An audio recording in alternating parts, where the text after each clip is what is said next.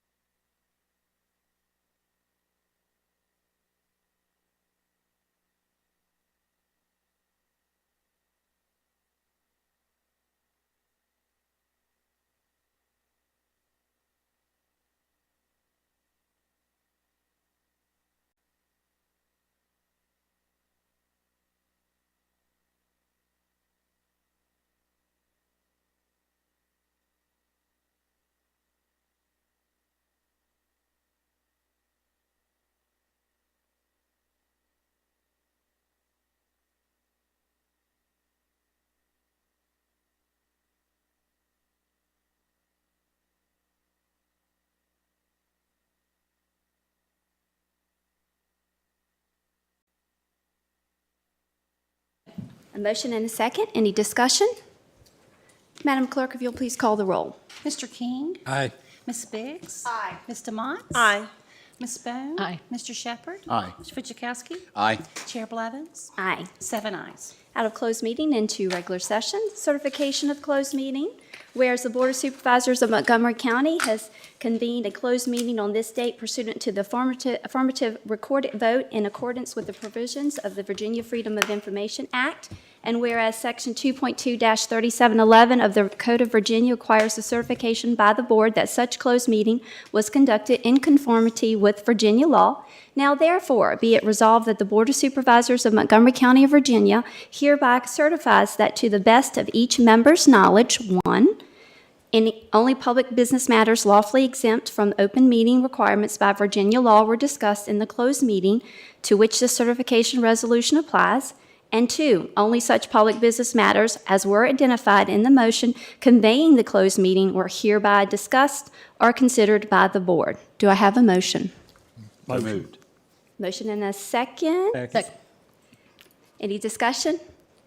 Madam Clerk, if you'll please call the roll. Sorry. Ms. Biggs? Aye. Ms. Demott? Aye. Ms. Bone? Aye. Mr. Shepherd? Aye. Mr. Fidzikowski? Aye. Mr. King? Aye. Chair Blevins? Aye. 7 ayes. At this time, I'd ask that our County Administrator, Mr. Meadows, if you will lead us in a moment of silence and the Pledge of Allegiance. Absolutely. If we could rise, please, for a moment of silence, and then I'll lead us in the pledge.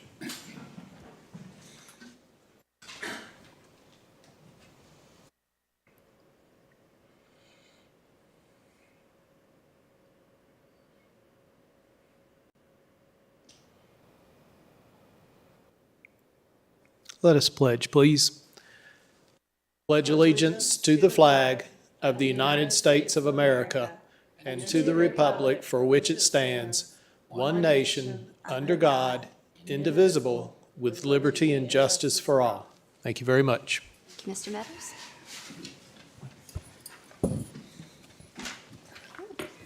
Up next, presentation, recognitions, and awards. The board just earlier presented our former Delegate Nick Rush, House of Delegates, is District 7, and I'm going to go ahead and read the resolution of appreciation that we presented. Whereas Nick Rush was first elected to the House of Delegates as a representative of the 7th District in 2011, and whereas during his time in office, Nick Rush was an advocate of law enforcement, supporting several initiatives including interjudicial law enforcement agreements and securing annual funding for the New River Valley Emergency Communication Regional Authority with House Bill 1500, and whereas Nick Rush continuously supported economic growth, including supporting the NRV passenger rail, broadband, and technology advancements of our region, and whereas Nick Rush has been an advocate for the security in the public school system, as well as supporting the modernization of public school facilities and buildings, and whereas Delegate Rush introduced HJ 705, which passed in 2019, and established the Cameron Crowder Pediatric Care Awareness Day in Virginia annually on October 22nd to recognize the work that pediatric emergency care providers do on a daily basis,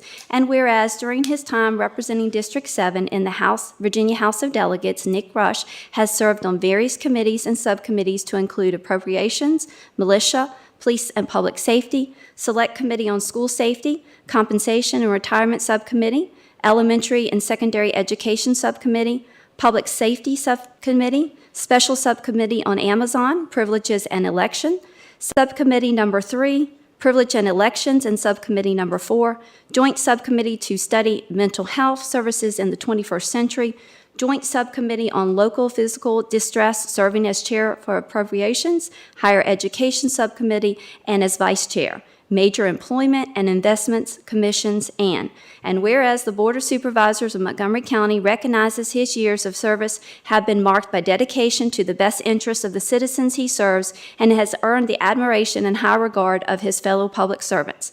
Now therefore be it resolved by the Board of Supervisors of Montgomery County, Virginia, that the Board of Supervisors extend a unanimous vote of appreciation and gratitude to Nick Rush for his outstanding public service and dedication, with best wishes for continued success in all his future endeavors.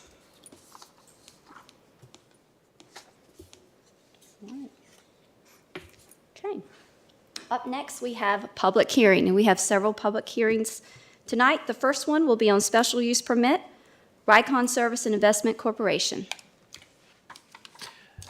Ms. Bree's here tonight. Thank you.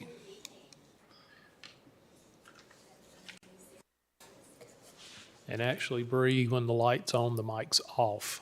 So, sorry. I always get that Me backwards. too. That's why I noticed it.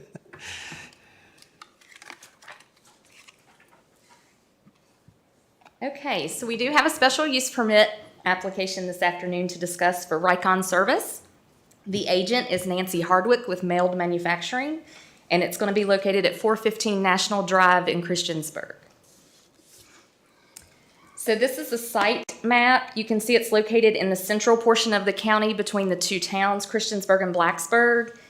This is the lot highlighted in yellow. It is visible from the 460 bypass, and it is located near the Duncan Automotive Group. The property consists of 1.15 acres, and the building that is existing is approximately 9,000 square feet in area. It's zoned general business. The SUP is for the assembly of electronic devices in a space greater than 3,000 square feet. So Mailed Manufacturing would like to lease the existing structure so they can assemble electronic devices, basically 3D printers that can do very large prints. Think of like dump truck bed size. So they need a very large building. They had planned on expanding in their existing location in the industrial park. However, the rising cost of construction materials and construction prevented that. So they started looking for buildings in the area that would be available. They looked, I believe, in Roanoke, Pulaski County, and then we did identify this with the help of economic development here in Montgomery County. So this facility would provide that space for them to put in their 3D printers. They would be producing some prototypes that they would then take out to sell to customers. No outdoor storage is proposed, and their hours of operation are 7 to 4, Monday through Friday. Occasionally, there'll be some weekend or after hours needed if production is increased. It is on a piece of property zoned general business, and as you can see, the surrounding properties are also zoned general business. This is the existing structure. Site traffic would be minimal. They are thinking approximately 9 individuals would be employed at this location. The traffic generated would be comparable to other surrounding commercial businesses, and in some cases even less. The existing parking will be utilized for employees and for the occasional customer that may show up. It will not be a site that is open to the public, so general public just can't come in. VDOT has reviewed the SUP application, and they have taken no exception. They did state that if there was any work to the entrance within the VDOT right-of-way, a land use permit would be required. This is the dead end portion of National Drive at the site entrance. And then the other view is National Drive from the Janelle Road intersection. This is the view of the intersection at National Drive, Janelle, and 460 Business. And then the picture on the right is the view from the site entrance looking back towards Janelle Road at the stoplight.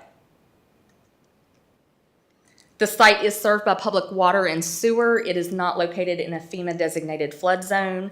The existing landscaping will be maintained, including the existing natural buffer along the 460 bypass. There is not any increase in noise anticipated based on this use, as it would primarily be for office space and assembly of materials within the building. No outdoor storage is proposed. No changes to the exterior lighting is proposed at this time. Depending on how things go, they may install a security system at a later time. It is in an area designated as urban expansion in the comprehensive plan. It's also in an area that we've designated as an urban development area. And these are the planning and land use sections from the comprehensive plan that apply to this. Basically, they state that urban expansion areas are the preferred areas for non-residential and residential development in the county. It also meets several of our economic resource goals within the comprehensive plan. and that's obtaining and attaining existing businesses in the area. So the location of the site adjacent to the town of Christiansburg and along the 460 business does make it a desirable area. It's easy to get to. You don't have traffic concerns that you would have in some other areas of the county. It provides for adequate access, and it is the opportunity to grow and retain an existing county business. The impacts from noise and traffic would be minimal, and it does provide technology-oriented jobs for the county. The Planning Commission did recommend approval with 2 conditions: a basic site plan addressing zoning conformance with landscaping, screening, parking, or other requirements shall be approved prior to the issuance of county permits. And if there were any exterior lighting installed at a later date, they would be dark sky friendly standards. That vote was a unanimous vote, 6-0, with 3 members of the Planning Commission absent. And adjoining property owners were notified in accordance with the county code and state code. You do have 1 letter of support that was received in your packet. Public hearing signs were also placed on the property, and we have not received any other citizen comments. No one spoke in support or opposition other than the applicants and the owners at the Planning Commission public hearing. And with that, I will take any questions you have for me. Very good. Go around the, anybody have a question for Ms. Bree? Supervisor Bone? I thought I heard in the Planning Commission that they were building the 3D printers while their business in the industrial park is building the actual parts. Am I correct in that? Correct, yes. So they'll be assembling these printers at this site. Mm-hmm. Okay, thank you. Anyone else with a question? Okay, thank you, Ms. Bree. Thank you. Right now, we will open up the public hearing. Anyone can come forward. They will have 4 minutes to address the board on this issue. And I have a Nancy Hardwick.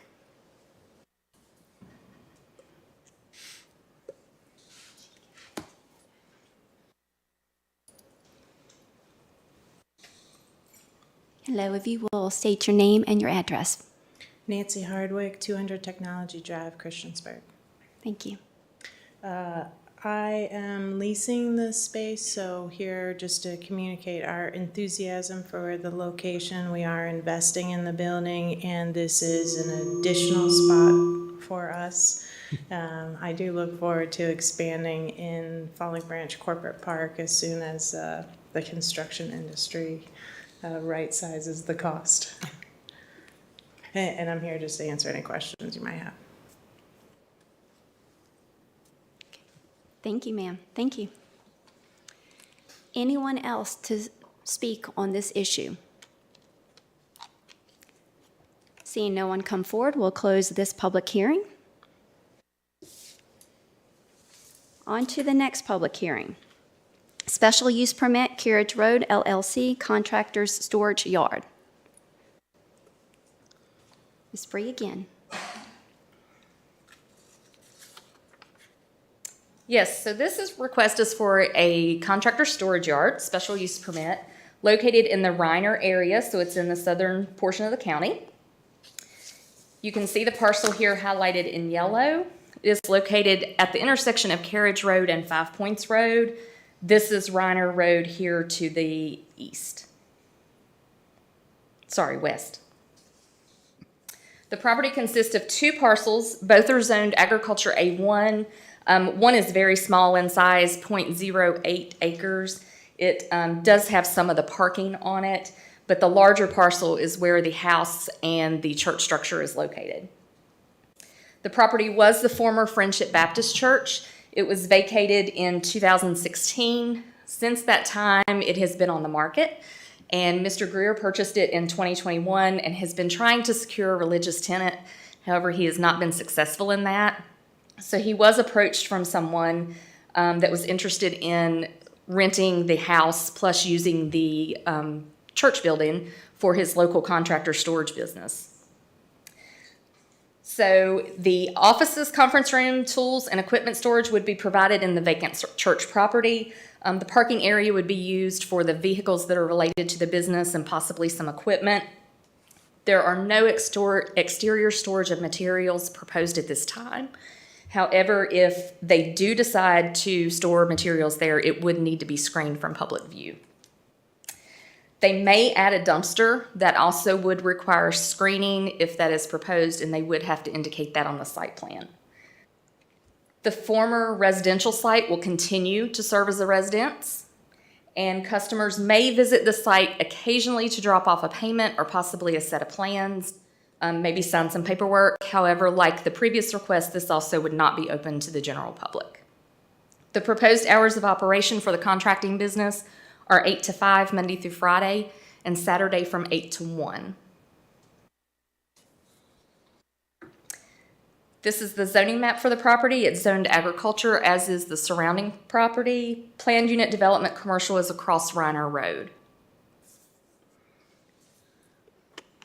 This is the proposed site concept plan and survey. You can see if they have exterior storage, they're planning that to be in the rear, and that would have to be screened.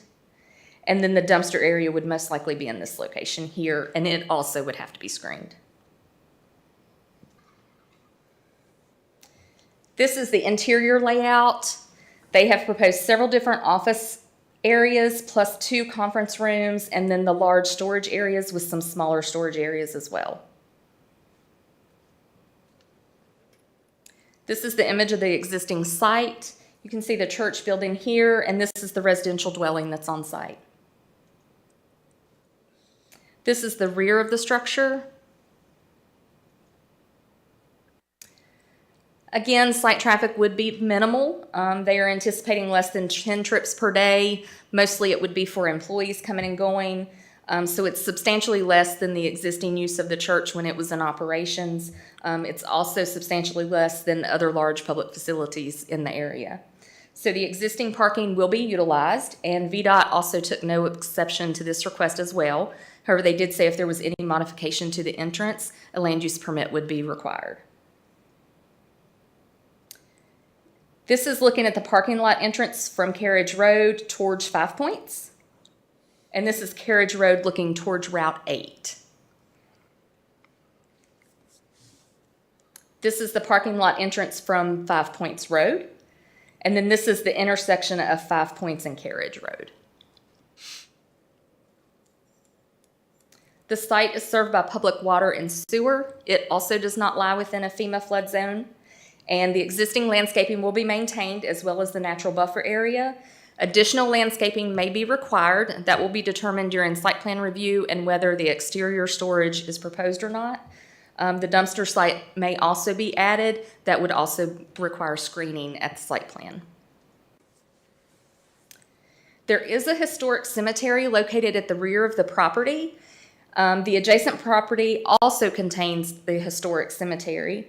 No encroachment to that cemetery is proposed. State code does require that access to that cemetery be allowed, and the leasee and the current owner have both agreed that that will be the case. They are maintaining the existing cemetery through mowing and weed eating and such.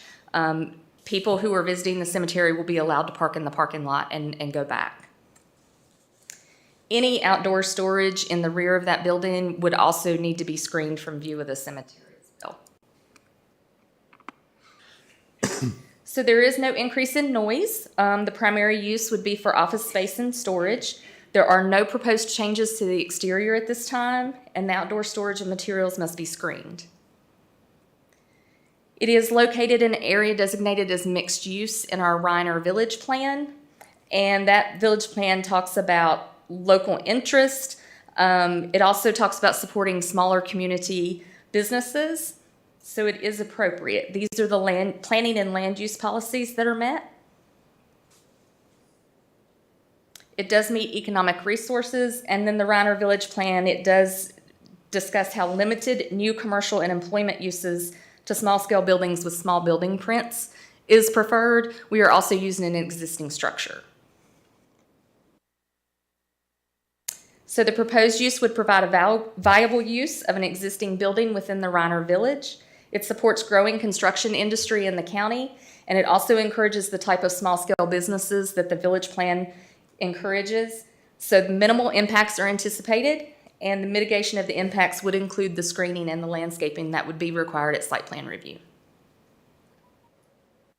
The Planning Commission also recommended approval of this special use permit with the following conditions. The site shall be developed in general conformance with the concept sketch dated March 28, 2022. A basic site plan addressing zoning conformance with landscaping, screening, parking, and other requirements shall be approved prior to the issuance of any county permits. Hours of operation shall be 8 to 5 p.m. Monday through Saturday. Any exterior lighting installed on the property shall also be dark sky friendly.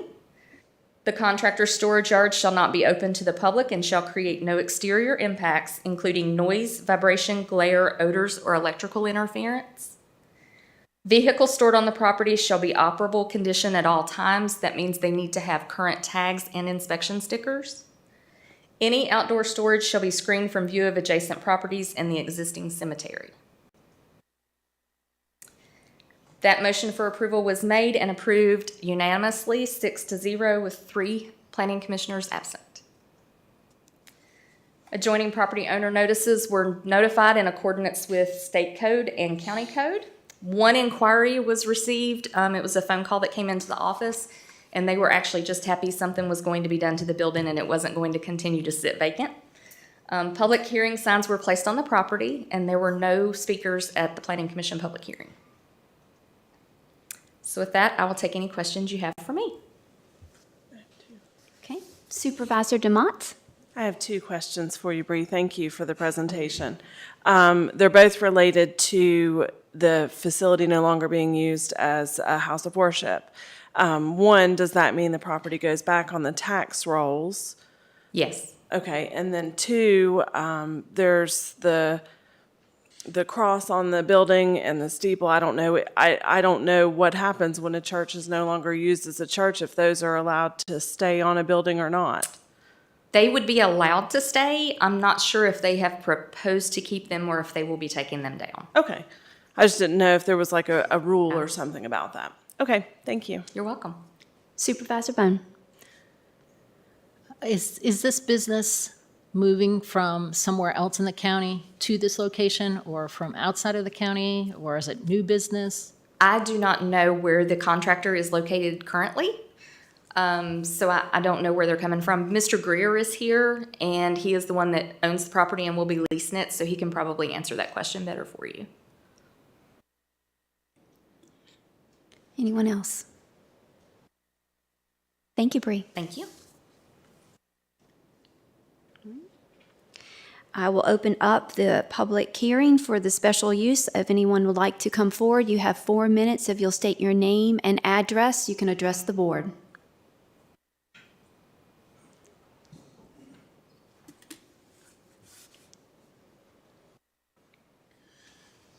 Darren Greer, 1540 Creekside Lane, Roanoke, Virginia.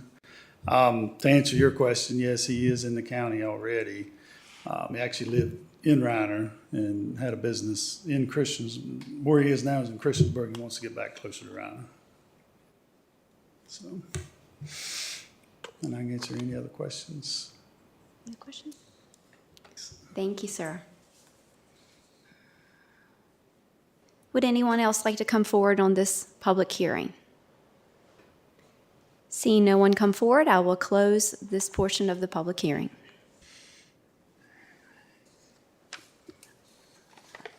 Next public hearing meeting. I see Miss Bree coming back. She's getting her steps in today. Yes. This one is for a zoning ordinance amendment for short-term rentals and lodging uses.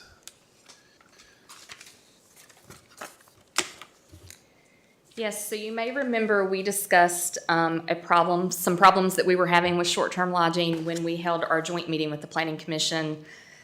I want to say in August or September. It seems like it was yesterday, but it wasn't.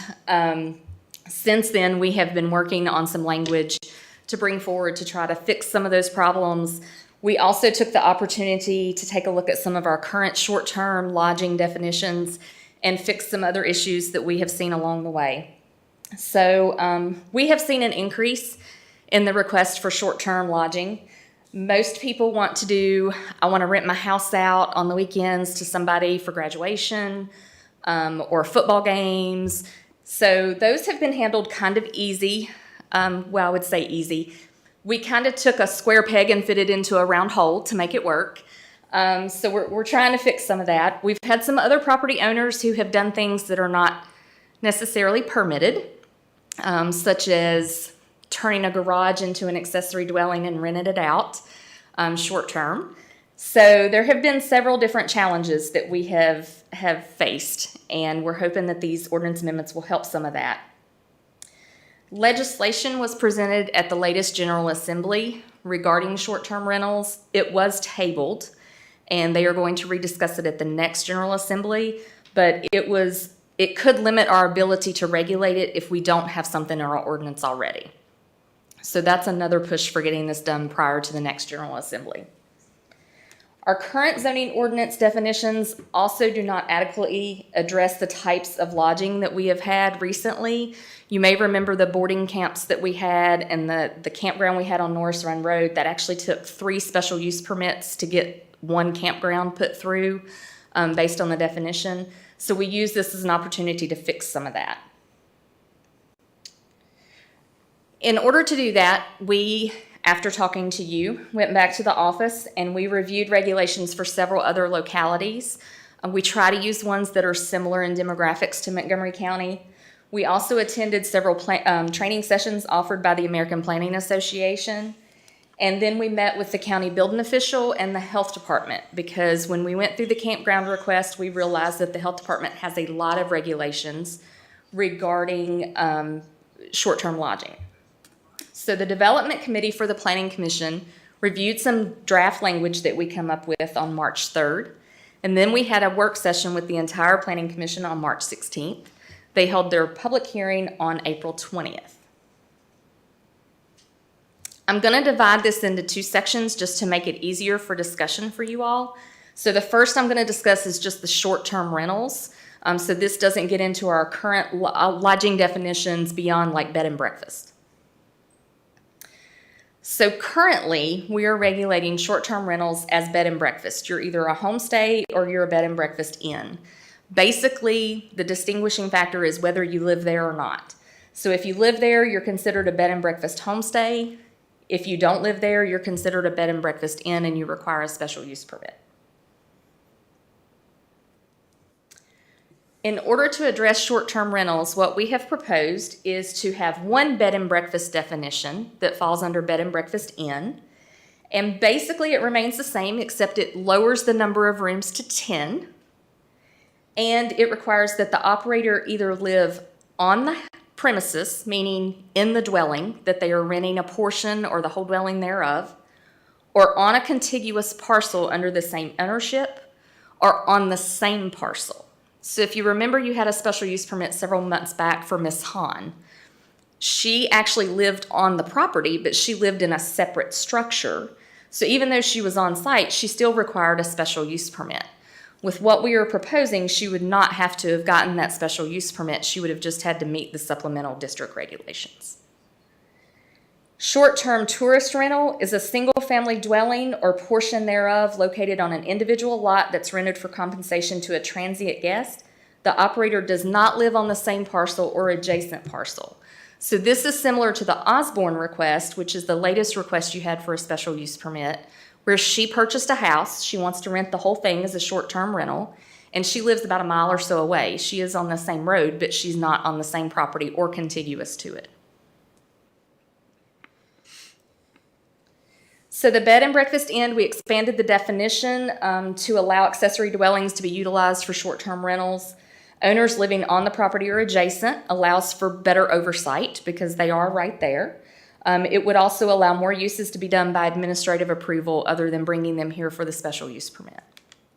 Short-term tourist rental, it provides a means to regulate the standalone short-term rentals, and it allows the creation of supplemental regulations for their use. So that helps us control some of the concerns that you tend to have with those. The top table is what we have now. So we have bed and breakfast homestay, bed and breakfast inn, and that shows you where they're allowed by right and by special use permit by zoning district. The bottom table shows you what we are proposing. So we would propose that the new definition of bed and breakfast inn would be allowed by right in A1, C1, rural residential, community business, and planned unit development residential. And the reason for the planned unit development residential is all of those are tied to a master plan. So if we have an existing PUD res and they want to do a bed and breakfast, they're likely going to have to come in to amend their plan. For a new PUD residential, they can propose that when they go through the rezoning process. Short-term tourist rental, by right in A1 and by special use permit in RR, R1, R2, R3, and RM1. Those are the denser districts, so we felt like they needed a little more oversight than just the supplemental regulations.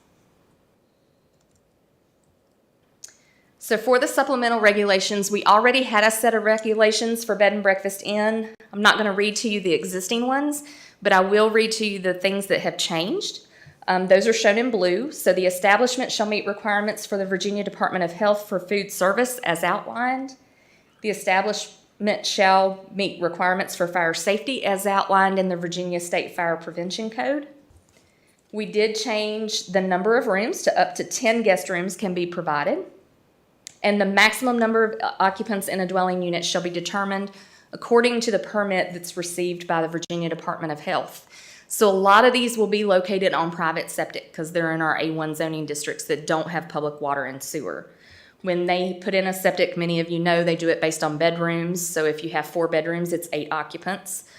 So that would limit that short-term rental to 8 occupants. Short-term tourist rentals, we had to develop all new supplemental regulations because it was not a definition that existed before now. And so those are the maximum number of occupants shall be determined according to the permit by VDH. Parking for the short-term tourist rental shall be located in driveways and other designated approved parking areas. The parking of vehicles is prohibited in or along the rights-of-way and in yards.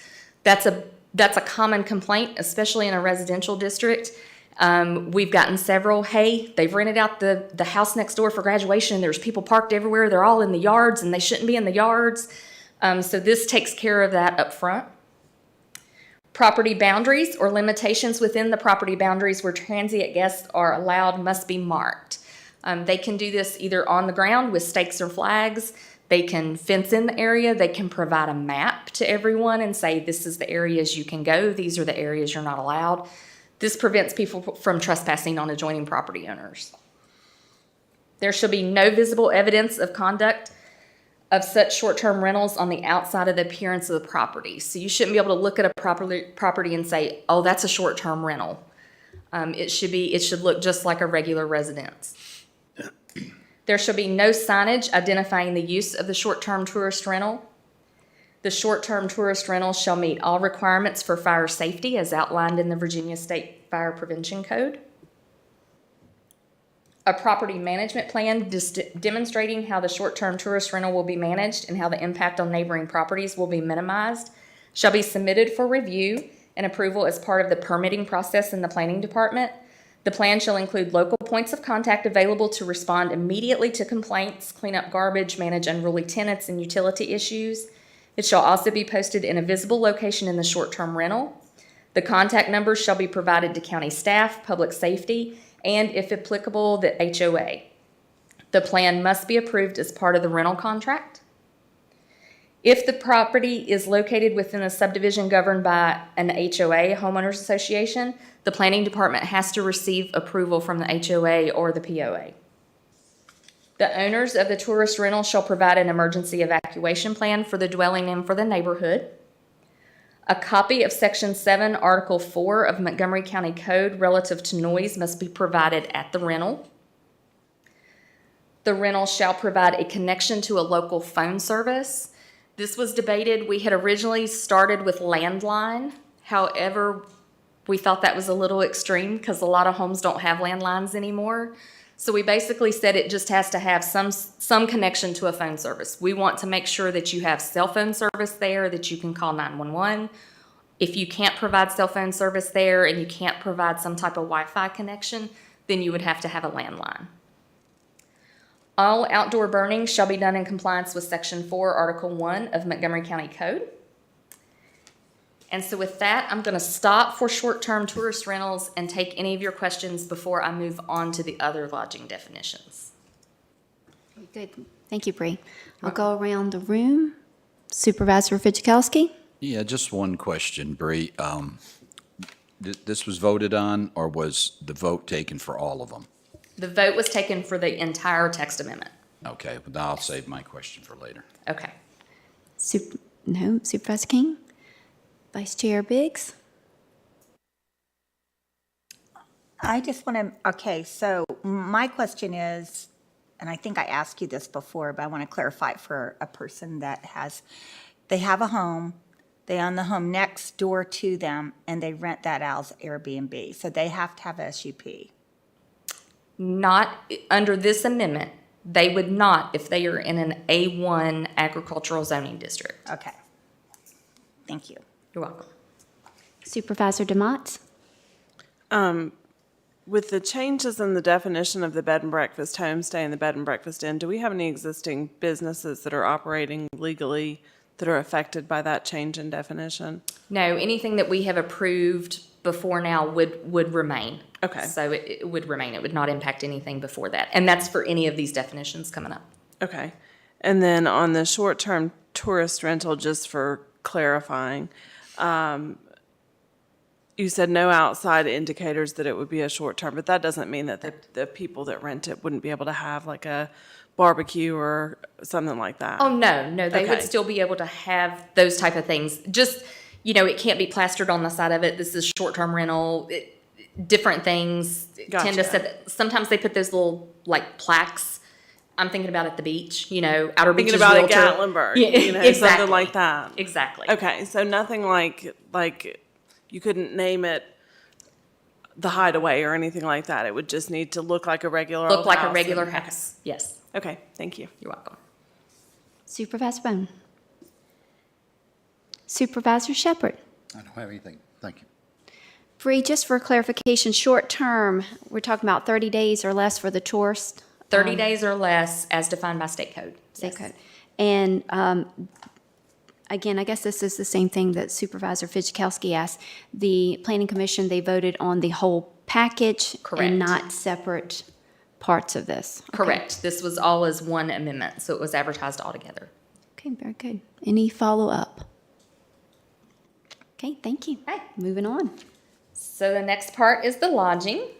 We had some existing lodging definitions. If you remember the campground I referred to it earlier on Norris Run Road, it got each one of these as approved special use permits. So they had a campground, they had a boarding camp, and they had recreational vehicles. A campground allowed for the tent camping and the other activities, but it didn't allow for the cabins. So we had to do a boarding camp to allow for the cabins. And then we didn't have a way to allow for RVs, so we had to do an RV park as well. In addition, we have Country Inn and Rural Resort had the least amount. We basically added the short-term transient language to that. I'll go over that in a little bit. We have hotel and motel defined separately. However, in all of our ordinance references, they were one. So it was hotel or motel. They weren't separate. And there's very little distinguishment in the definitions. So we removed boarding camp because that was highly controversial a couple of times. It wasn't what I would think of a boarding camp is not how we were using it. So we actually broke that into two definitions based on some other localities that we had researched. I think this actually came from maybe Nelson County. There was one other county that had it as well. And they defined it as a day camp or an overnight camp. So a day camp is kind of like 4-H camp without staying overnight. So you go and you might swim, horseback ride, do archery, something like that, and then you go home at the end of the day. These are normally done in the summer camps for kids. And then an overnight camp is kind of like your typical 4-H camp. So you'll go, you might have a bunkhouse, you stay with a bunch of friends, and you do stuff all week, and then you go back home. That is typically what I was thinking a boarding camp was. So that was broken into 2, and we removed boarding camp. We also removed the definition of recreational vehicle park, and we basically put all that under a new current definition of campground, which includes huts, yurts, cabins, campers, travel trailers, tents, tent houses, even cottages. So it basically updated our definition of campground. A lot of people are doing glamping nowadays, so this is how that would be categorized as part of a campground, instead of having to do the piecemealing of all the other special use permits. We removed the definition of motel, and we modified the definition of hotel by adding short-term transient guests for consistency. We modified the definition of country inn and rural resort by adding the short-term transient. And then there weren't many changes to the existing uses, especially for some of them. Camp day is allowed by right in A1 and C1 as proposed. Overnight camp was allowed by special use permit. And this was basically at the request of the Planning Commission. They wanted to be able to control the permanent structures that were put on place on the property. There was some concerns with this and with campgrounds as well. If you allow cabins, and they're full cabins, for instance, you have 25 acres zoned agriculture A1, you can build 3 dwellings by right.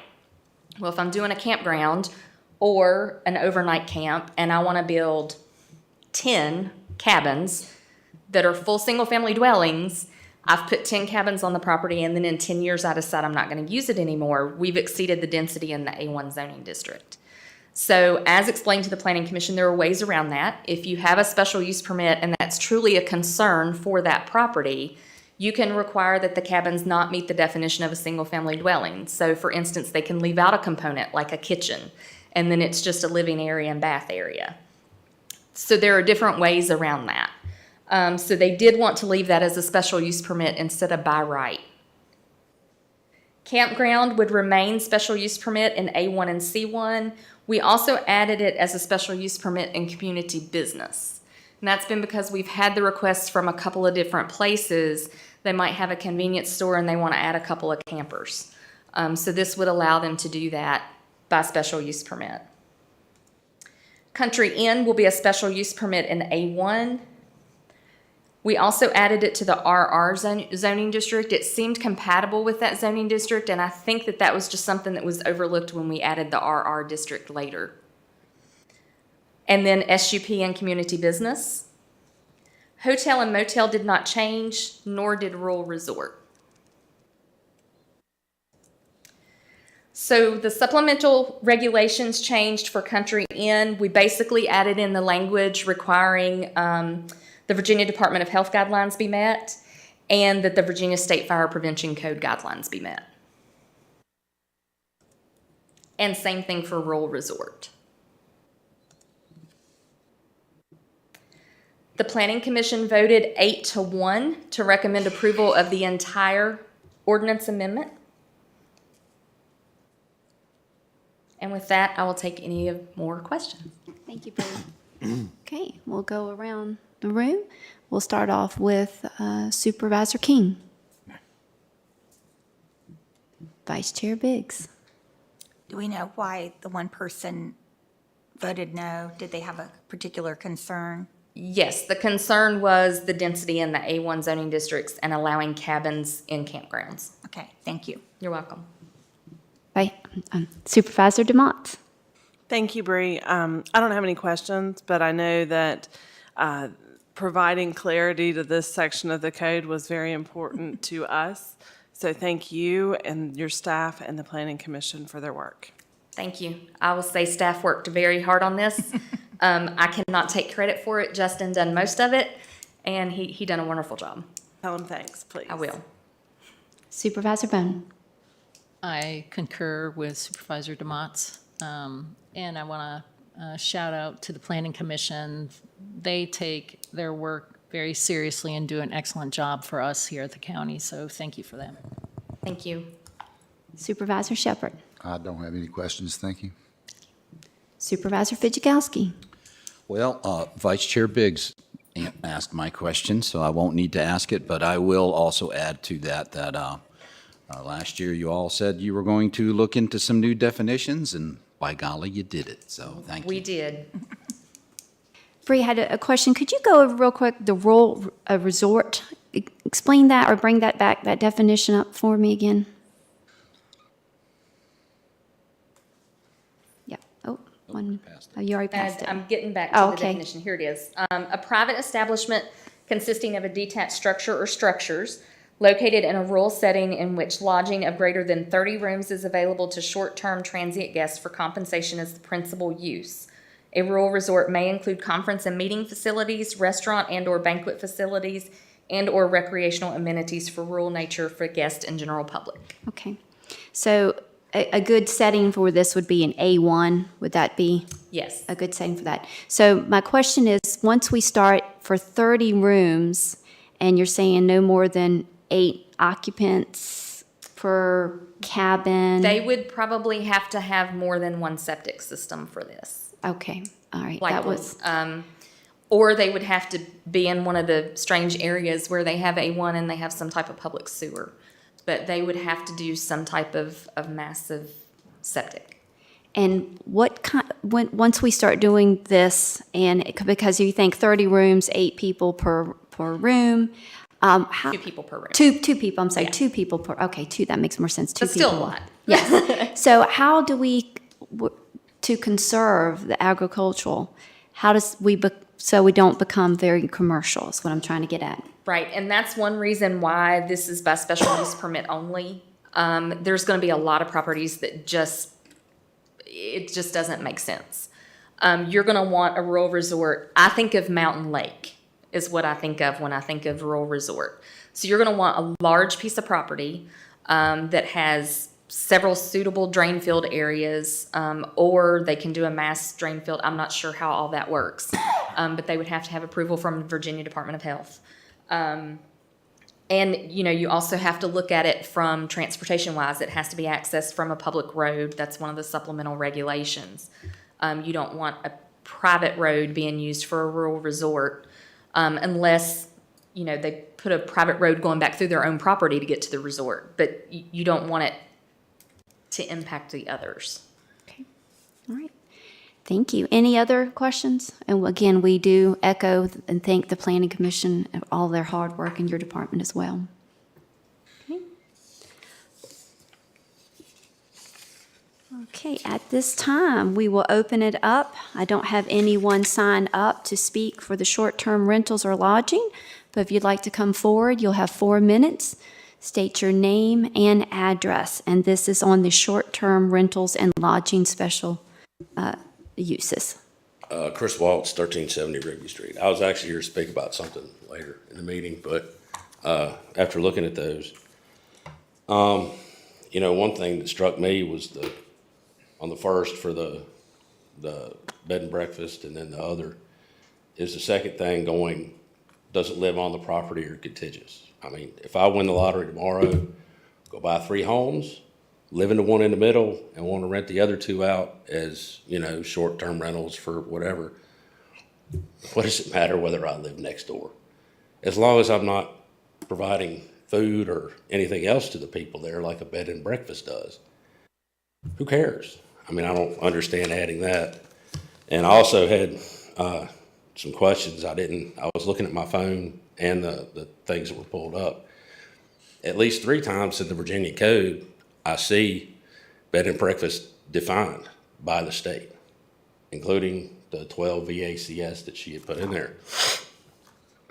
This is still a rural state, I believe, and you may run into problems with changing the definition of the state definition simply because you want to. You can't pass an ordinance making a DUI VAC of 0.01 because the state says it's 0.08. And, you know, that leads to court cases and spending a lot of money on attorney fees, although I think he's on salary. But, you know, you should really look at that. And I know that this has come up before in the town of Christiansburg as far as the state has a definition. You can't really change the state definition to suit your needs. Thank you. Thank you, sir. Would anybody else like to come forward on this issue? Seeing no one come forward, we will close this public hearing. All right. Now it's time for public address. Let me go over public address. There's a sign-up sheet. I will call the names in order. After everyone on the sheet has been called, if others would like to come forward, they would. Each speaker has 4 minutes, whether speaking as an individual or a representative. All comments must be directed to the chair and to other supervisors from the speaker's lectern at the front of the room. Please begin by stating your name and address. Debate between the speakers and members of the audience will not be allowed. Speakers may leave any written statements or comments to the supervisors with the board clerk. Speakers will be judged out of order should the speaker engage in any personal attacks, use of profanity, or abusive language, or debate with the audience and not address the supervisors. Okay. First on the list, I have Mary Ellen. Isn't that Campana? Campana. Welcome.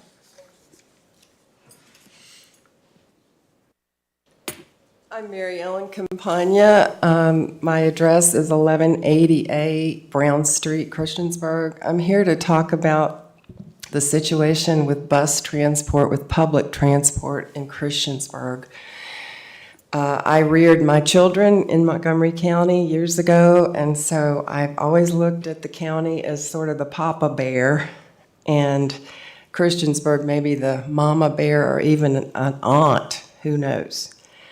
But right now, Christiansburg has referred me to you because I've already gone to them about this problem. I got involved with the issue of transportation because my son Benjamin Moore, who lives at Christiansburg Bluff, he has a learning disability and MS, so he can no longer drive. So he's completely dependent on bus transport. As I'm sure you know, during COVID, we had no bus transport in Christiansburg, and then it was restored, but then it was changed to the detriment of the elderly, the indigent, and the disabled around March 14th, mid-March. So where we had one bus an hour with its own route, we now have one bus every 2 hours trying to cover 2 routes, plus deviations, which have become more frequent. This means that the indigent, the disabled, the elderly do not have a means of reliable transport. The Go Anywhere bus is there, but now you have to book it almost 2 weeks ahead, and it's usually either early or late. Most of these people, 11,000 people in this area, are dependent at some time during the week on bus transport. Christiansburg says that they gave $500,000 this year to BT. The supporters of BT are Virginia Tech and Christiansburg. As I have heard from Ms. Hicks, Town Council, this body does not support BT at all, even though we do pay taxes to you for many things, wonderful things that you do for us. This is not among your priorities. I'm asking you to rethink that. And you know how gracious our town councilors are, but they really are more concerned right now with building parks than they are with public transport. This is a problem for me and many others in this area, many others. I already have 42 signatures saying we need public transport that is more reliable and adequate. This is a citizen's right. So what I'm asking you to do is whatever you can do. Can you negotiate with the Town Council of Christiansburg on this matter? Can you talk to BT in our behalf? We cry out to you as the Papa Bear of us all. We've depended on you for so many years. We love you, and we hope you love us enough to give us some transport that's reliable and adequate. My son Benjamin is very independent, and this is part of his independence. Please don't take that away. Any questions about my comments? I have given you handouts to explain this situation further, and I'd be happy to answer any questions that you have. Thank you, ma'am. Your time's up. Thank you. Thank you. Am I allowed questions? No, ma'am. No questions. response from the board. Okay, thank you. Again, public address is your time to speak to us, and we just listen. We don't respond. Next up, Mr. Chris Waltz.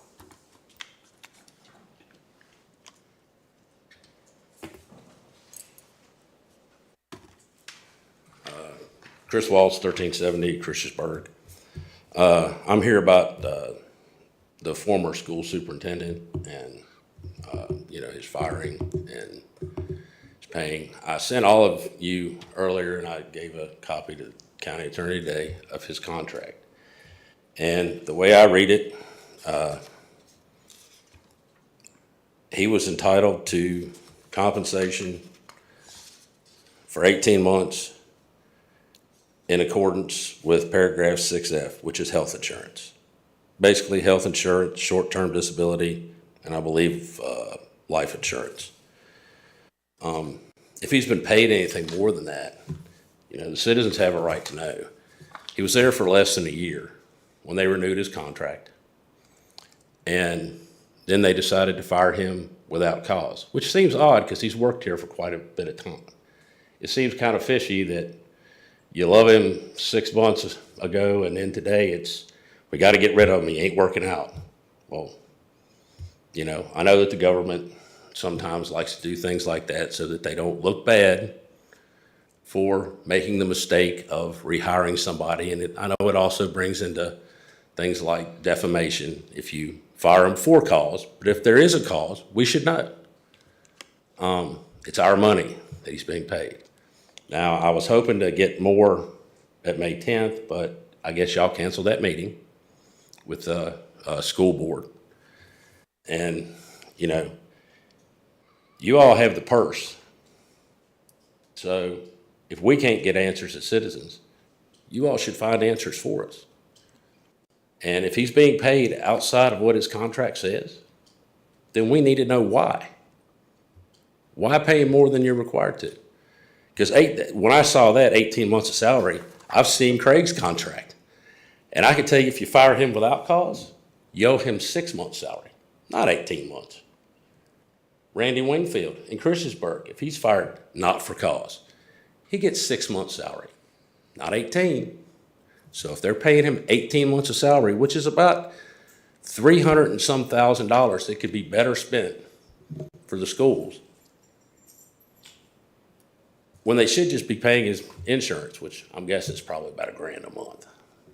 That's all I have. Thank you. Thank you, sir. Next up on the list, I have Johnny Ashley.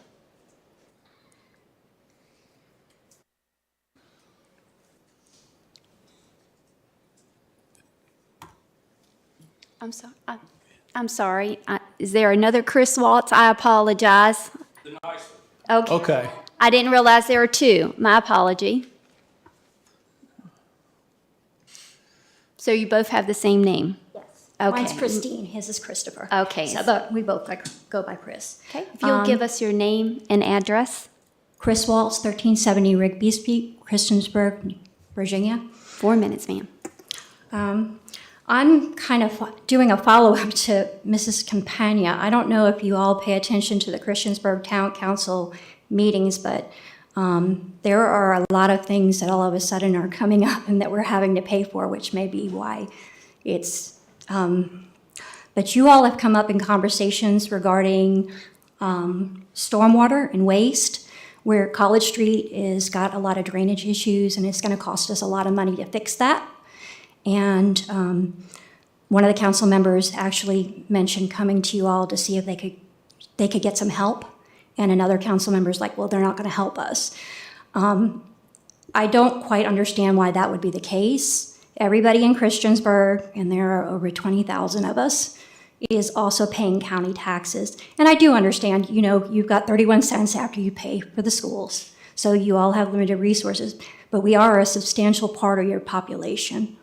And it is really, really hard to watch people struggle because the town is growing so substantially, and the needs that we have are also growing substantially, and they're probably not necessarily have the funds to do it. I did get my taxes this month, and it was nice to see that Creed Fields Park is completed in Shawsville, and it was nice to see that Reiner is going to get a very nice park.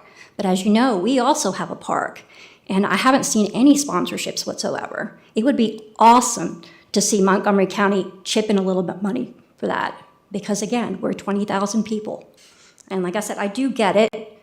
There's only limited funds, but I do want to remind you that we are 20,000 people, and we are paying county taxes, and we are part of the county. And that's all. Thank you, ma'am. Thank you. Now, Mr. Ashley, if you'll state your name and address, you'll have 4 minutes, sir. Good evening. My name is Johnny Ashley, and I live at 2675 Glade Drive. Miss Pleasant, your voice sounds a little scratchy today. I hope you're feeling all right. I know there's a couple different bugs going around. I'm here to speak about family court reform and the law enforcement response to crimes committed in it. This is our 13th meeting. Last meeting, you added a rule about the council not responding to people. I've told you awful things have happened to me, all acceptable by local or state policy. And all I did was combine these policies into a sentence and ask an elected official to repeat it. It's okay to do it to me. It's just not okay to say it. That's where we're at, huh? Is this new rule because of me? Did I punk the commission so bad that for the rest of time they will refuse to speak to their constituents? If this is because of me, can we call it the family court guy rule? Let me tell you something about myself, and maybe you will understand my motivations better. My parents met at Incirlik Air Force Base in Turkey. I was born at Lakenheath Air Force Base in England. I know a few of you have been in the military, and I doubt any of you have been to a military base in Europe I haven't been to. I didn't come to America until I was 17. I never had a hometown. Either I was moving or my friends were. I never once went to my grandmother's house for Sunday dinner, got babysit by my aunt, or got to play with my cousins. All this for your freedoms. I might have spent more time with the military than anyone else in this room. The difference is I never volunteered. I spent a lot of time in Germany. I didn't realize this till way later. If the Cold War had heated up, I would have been living on a high-priority military target on the front line of World War III. My dad's a little bit older. He got out of high school when the Vietnam draft started, so he was one of the first people drafted. The Army didn't want him because he wore Coke bottle glasses, and he's blind as a bat. But that didn't stop him. He was hired as a Department of Defense civilian, and that began his 33-year career overseas. In 2000, we moved to Colorado, and he got a job teaching at a local school. He got good reviews, but a few years later, he was fired. They replaced him with a 25-year-old Argentinian woman. He sued the school district for age, sex, and race discrimination and won. My dad might be one of the first lawsuits filed over critical race applied practices. Crap. All he won was a year of back pay. Now that happened right when my son's mom came to Virginia, and he spent all that money on lawyers and planes to get here and hotels. Now all that doesn't matter to the family court system, and he didn't just lose his grandson. He lost his son too. I've lived in Virginia longer than I've lived anywhere in my life, and I've been treated so bad I can't even get an elected politician to say it's okay.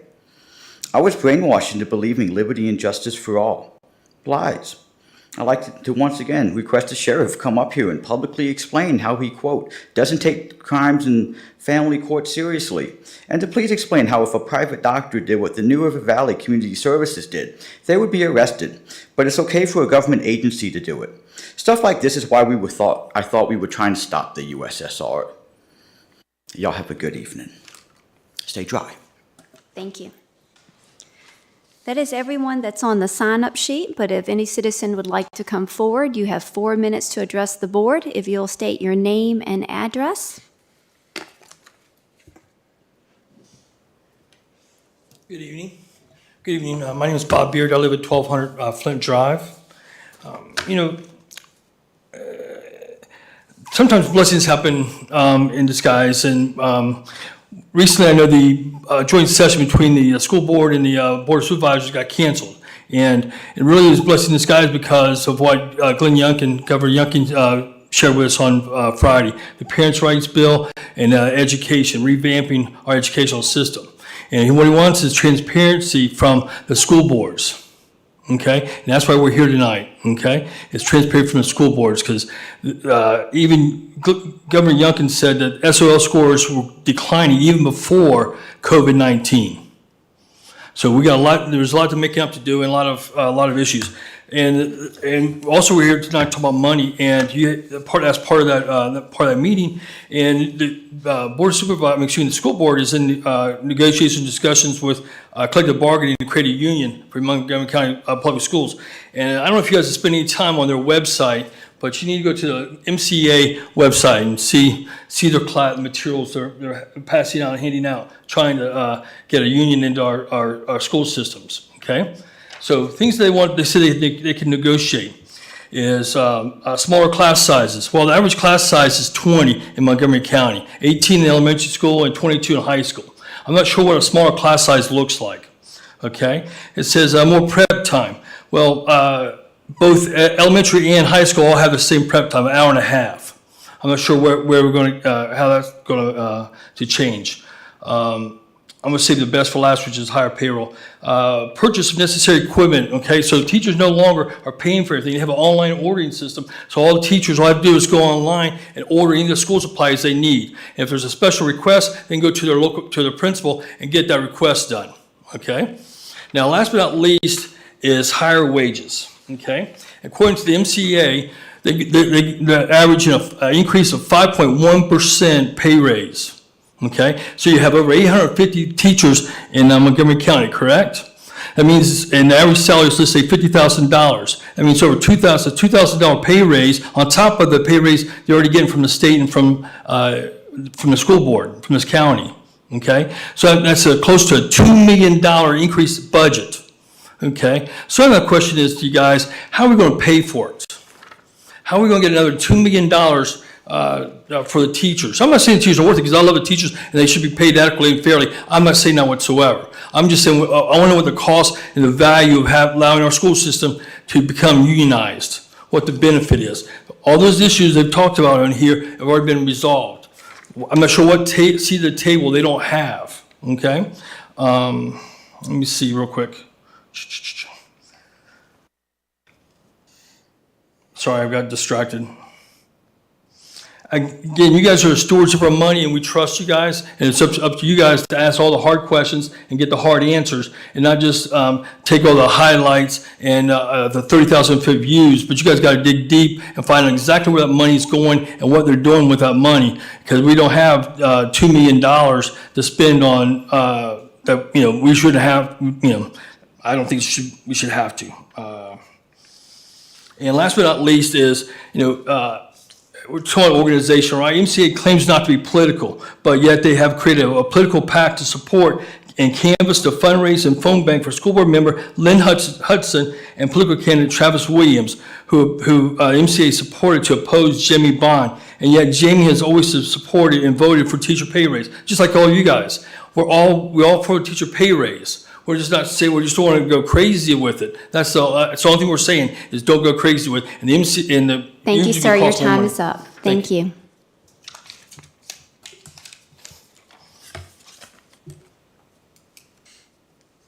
Would anybody else like to come forward to address the board? You have 4 minutes. Seeing no one come forward, we will close public address. We're going to go ahead and take a 10-minute break. We'll come back in about 10 minutes.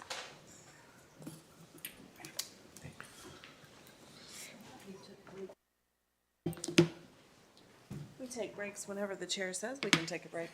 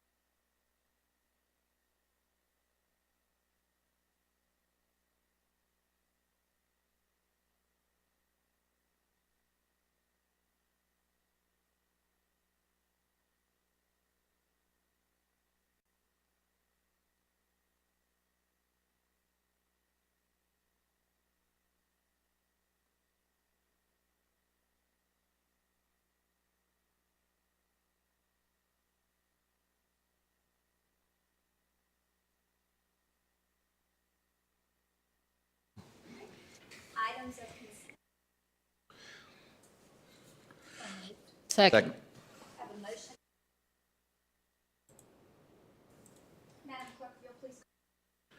Mr. Motts?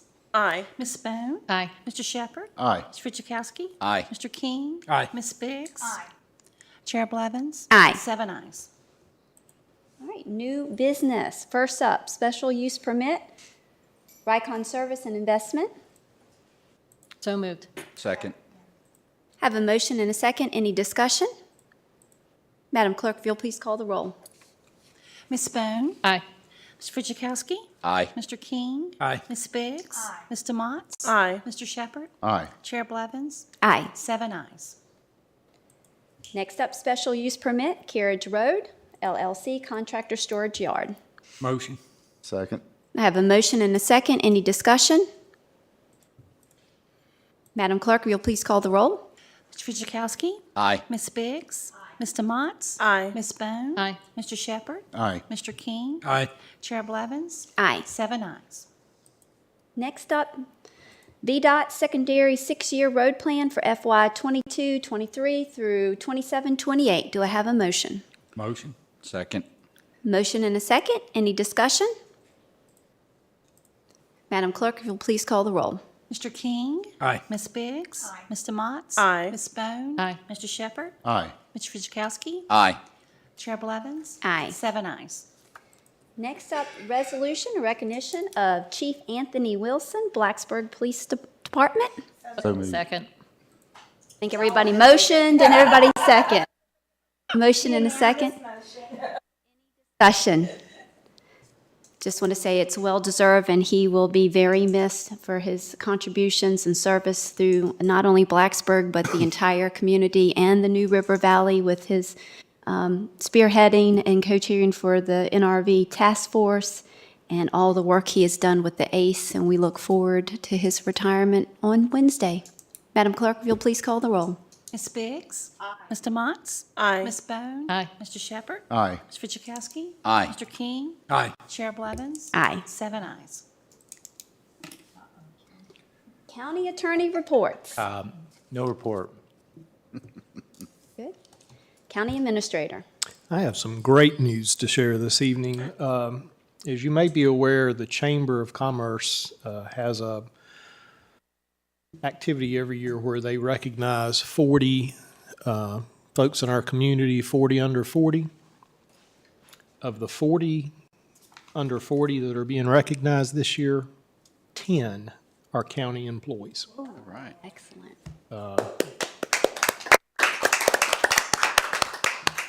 I'm just going to read off the names. Charlie Stevens, Rodney Purdue, Preston Woodrum, Philip Lacey, Nick Meadows, Casey Phillips, Cody Blankenship, Michael Gary, Elaine Mahan, and Dave English. So quite an impressive group, and just kind of verified what we knew all along, is we've got some great employees. I'm really pleased to see that. I appreciate Jennifer's efforts and her staff in helping make sure we got some of those names in for consideration, but that's quite a testimony to our workforce. And that's all I have this evening. Excellent. All right, Supervisor DeMonts. Oh, gosh, I had this feeling you were going to call me first and I would not be ready. Hold on, let me get to the page. I apologize. I had 2 things to report from Parks and Rec really quickly.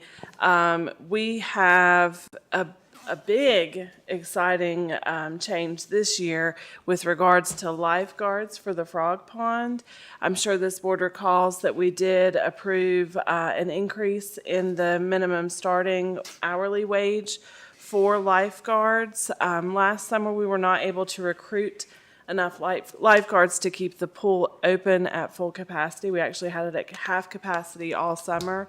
And that was not due to COVID regulations. That was due to the lack of ability to adequately provide safety at the pool. So with the change that this board made this year, we were able to fully hire all of our lifeguards. We have them all hired. We have them all certified. We are going to be able to operate the county pool at full capacity this summer because we have the staff to do it. And I knew that this board would want to hear that great news because that's a big achievement. And it's definitely due to vote that we took, it made us competitive with other localities. So that's really good news. And then another Parks and Rec related item, and I want to share this with you guys just so you can see the need that we have. So we opened our summer camp registration. All summer camp registration slots were filled within the first hour of us opening summer camp registration. It's summer camp at the Frog Pond. So we have 30 kids per week for 10 weeks during the summer. We have all of our positions filled to staff that as well, which is a big change from last year due to the increase in hourly wage.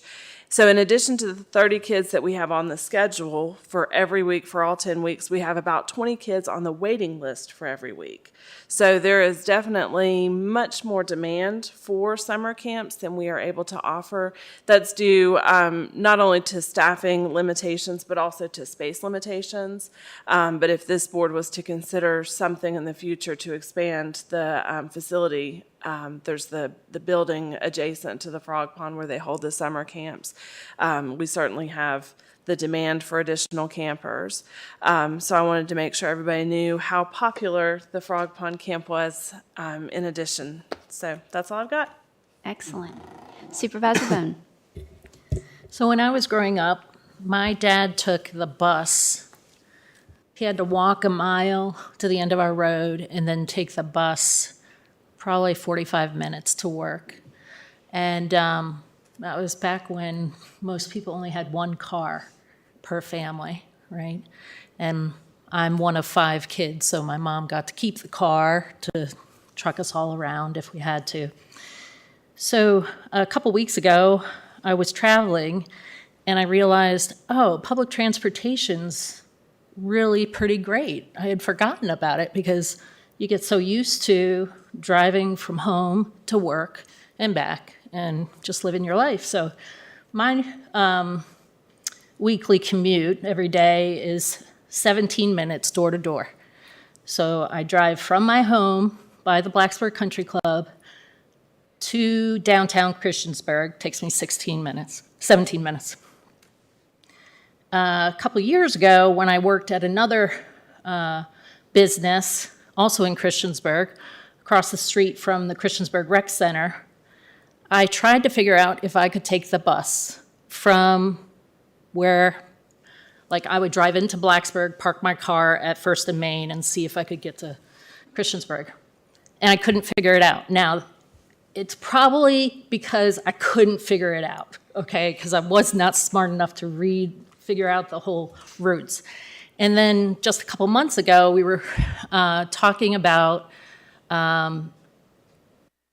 people from Blacksburg getting to the Food Lion Mall right by the Christiansburg Rec Center. And I was like, there's no bus route there, because I looked a couple years ago and couldn't figure it out. Well, there is a bus route there. I don't know why I couldn't read the bus routes, but, so anyway. So I took it upon myself to take the bus from First and Main to downtown Christiansburg for work. Now, my 17-minute commute takes over an hour. That's fine, because I can do a little hotspot on my phone, and I can get my little iPad working, and I can do work or, do things on my phone. I have to switch at the mall, but so getting back or from the mall to downtown Christiansburg is a bus an hour. And it's not a straight shot. You go up Radford Road to then get to downtown, and then that bus goes all the way to the park and ride, and then it comes back. The bus that the lady during public hearing was talking about is the blue line, and the blue and the gold line just don't go. Like, the gold line kind of goes to the park and ride, back to the mall. The blue line kind of goes a circle, kind of a thing. And so that housing development or apartment development is several blocks off of North Franklin. So I can totally understand that someone with MS, any disabled, people couldn't walk. And I was on the bus on Friday, and a gentleman gets on the bus. He was had a walker and got on the bus, and the bus was packed, actually. I couldn't believe it. I don't know if the county can do anything to help expand bus options. But I can tell you, in my day job as executive director of the United Way of the New River Valley, our call volume has increased probably 10 times, and I'm not joking, just for rental assistance, power bill assistance, and so on. So I think more and more people are using public transportation, and the bus that is doing both of those loops. So it changes from blue to gold at the mall. So then it does its blue and then change to gold, then it does its gold loop, and then it changes back to blue. There's a lot of need out there, and it's one of the small buses. So when I say the bus was crowded, there was probably 15 people on one of those small buses, which, you know, we had to share seats, which was good. But I think that there's a lot of opportunity. The other thing in investigating the bus transportation is that the Radford bus comes from downtown Radford to Main Street in Blacksburg during the academic year, which complements our blue and gold lines, which is pretty darn awesome. But they don't run in the summer. So yeah, I think especially for public housing, I think we should work together to see if we can support the people that depend on the bus, because a lot of people do. And for those of us that have some flexibility, the reason why I'm doing this is because I realized I can afford the gas to get to work and home, but if the bus is already going, why should I, waste gas to get from point A to B when something's already going that way, door to door? So I would encourage us to work with BT and the two towns to see if we could expand bus service to Christiansburg. Thank you. Thank you. Supervisor Shepherd. I have some very bad news for you guys and some good news for me. For the next couple meetings, I won't be here. I'm taking I won't say well-deserved, but a much-needed extended vacation cross-country. So, but anyway, that's all I have. Very good. Have fun. Supervisor Fidzikowski.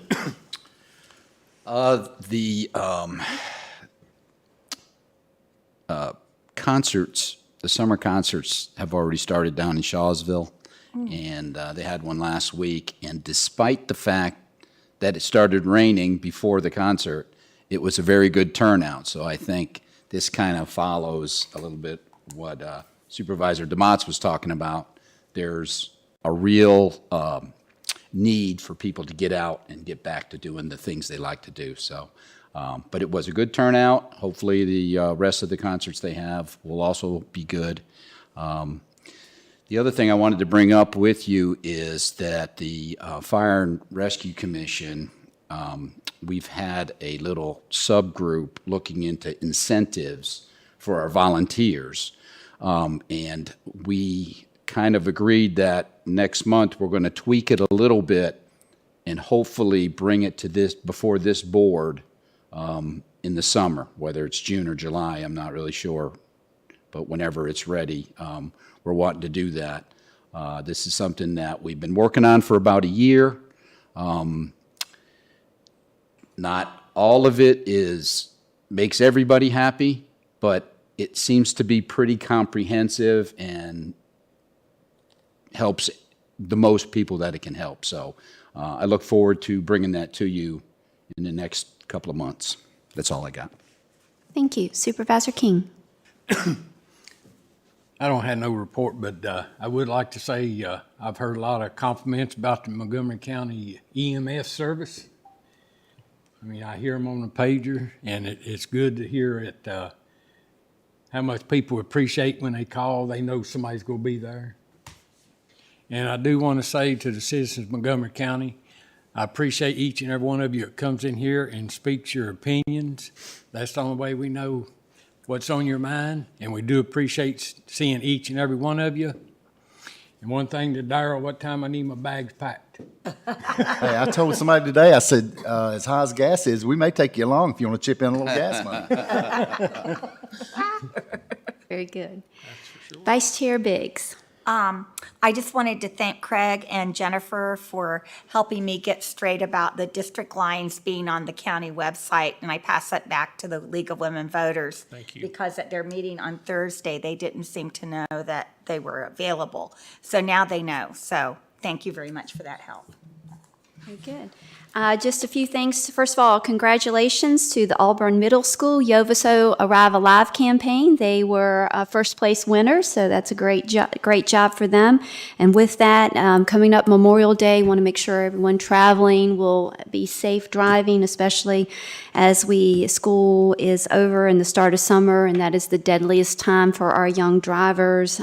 So we want to be aware, and parents to make sure that they're involved and practice safe driving habits and watch the young drivers out there as well. And also wanted to say Supervisor Bone and I were able to attend the RBTC Tech Night and able to present. And from Montgomery County, our STEM H recipient was Miss Kathleen Odell. And so she was also Montgomery County Public School Teacher of the Year. So we sent out her congratulations to her as well. And with that being said, Vice Chair. You might want to remind everybody before they leave, they need to sign Sarah, April, and Daryl. For Chief Wilson's resolution. Okay. All right. With that being said, this meeting is adjourned. Thank you. Yeah, I thought of that. They'll be running out. Side.